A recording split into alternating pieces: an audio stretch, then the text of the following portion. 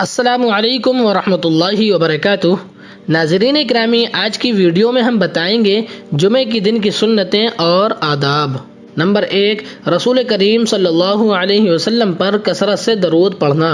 حضرت اوس بن اوس رضی اللہ تعالی عنہ بیان کرتے ہیں کہ نبی کریم صلی اللہ علیہ وسلم نے فرمایا، تمہارا افضل ترین دن جمعے کا روز ہے۔ اس میں آدم علیہ السلام پیدا کیے گئے اور اسی میں فوت ہوئے، اور اس دن سور پھونکا جائے گا اور اسی میں سور پھونکے جانے کی سبب موت طاری ہوگی، لہذا مجھ پر کثرت سے درود پڑھا کرو کیونکہ تمہارا درود مجھ پر پیش کیا جاتا ہے۔ صحابہ اکرام رضی اللہ عنہم نے عرض کیا، اے اللہ تعالیٰ کے رسول صلی اللہ علیہ وسلم، ہمارا درود آپ پر کیسے پیش کیا جائے گا حالانکہ آپ تو مٹی بن چکے ہوں گے؟ تو رسول اللہ صلی اللہ علیہ وسلم نے فرمایا، یقیناً اللہ تعالیٰ نے زمین پر انبیاء کا جسم کھانا حرام کر دیا ہے۔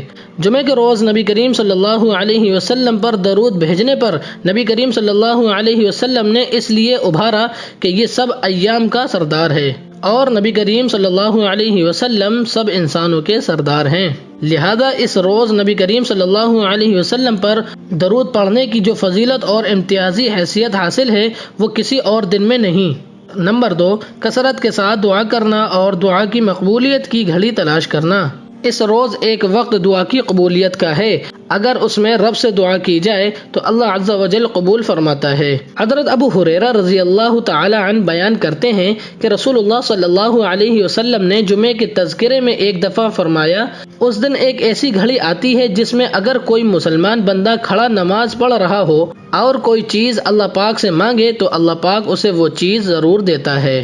ہاتھ کے اشارے سے آپ نے بتلایا کہ وہ ساعت بہت تھوڑی سی ہے، وہ وقت بہت تھوڑا سا ہے۔ حدیث میں قائم یسلی کے الفاظ ہیں جس کا لفظی ترجمہ ہے کھڑا نماز پڑھ رہا ہوں۔ اس سے مراد یہ ہے کہ نماز کے انتظار میں نیز توجہ اور خشوع کے ساتھ مسلسل اللہ سے دعا کرنے میں مشغول ہو۔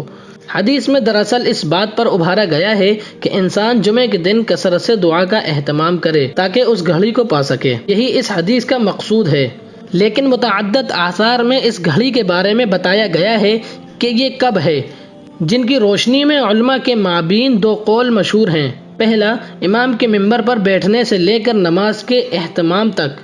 دوسرا، نماز عصر کے بعد غروب آفتاب کے دوران۔ اسی آخری قول کو بہت سے علماء نے صحیح قرار دیا ہے، واللہ اعلم۔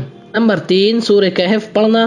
نمبر 4، جمعے کی نماز کے لیے غسل کرنا۔ نمبر 5، جمعے کی نماز کے لیے جلد سے جلد جانا۔ نمبر 6، مسواک کرنا۔ نمبر 7، جس قدر ممکن ہو اس قدر طہارت حاصل کرنا۔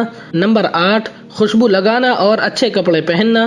نمبر 9، مسجد میں پہنچ کر جہاں جگہ ملے بیٹھ جانا اور لوگوں کی گردنیں پھلانگنے اور دو لوگوں کو الگ کرنے سے بچنا۔ نمبر 10، جمعے کے لیے مسجد پہنچ کر جتنا موقع ملے نفل نماز ادا کرنا، کم از کم 2 رکعت تحیۃ المسجد ضرور ادا کرنا۔ نمبر 11، خطبے کو بغور سننا، اس میں بات کرنا یا کسی بھی چیز میں مشغول ہونے سے مکمل اجتناب کرنا۔